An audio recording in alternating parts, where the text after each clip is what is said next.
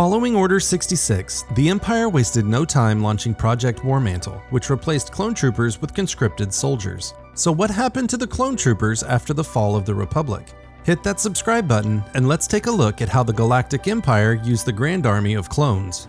In Season 1 of The Bad Batch, Governor Tarkin and Vice Admiral Rampart ended clone production on Kamino, stating conscripted soldiers could be produced at half the cost of clones. Not only was the contract cancelled, Topoka City was destroyed after the Empire had taken possession of all the cloning technology and equipment. Clone troopers were no longer needed, as conscripted soldiers were to become the future of the Imperial Army. Training of these first conscripts, known as TK troopers, occurred on the planet Daro. These recruits were trained by a group of 50 clone commandos. The clone army of the Republic was one of the greatest fighting forces the galaxy had ever seen. Yet many in the upper echelons of the Imperial military, notably Governor Tarkin, detested clones, which contributed to the decision to discontinue their development. But ironically, Imperial Stormtroopers would become the inferior soldier. A clone trooper's entire life consisted of combat training. Aging at twice the normal human rate, clones took 10 years to mature, and every moment of that time was spent learning and honing the inherent combat skills bred into them. Combined with their time on the battlefield against separatist forces, clones were the perfect instructors for a conscripted soldier training program. Stormtrooper training took roughly 3 years and required far less critical thinking than Republic clone training. Clone instructors did their best to compensate for this to help provide a higher level of competence in their successors. Even though Project War-Mantle went into effect, it still took time for Stormtroopers to replace clone soldiers. As Stormtroopers became the foot soldiers of the Imperial Army, clones stepped into more elite roles.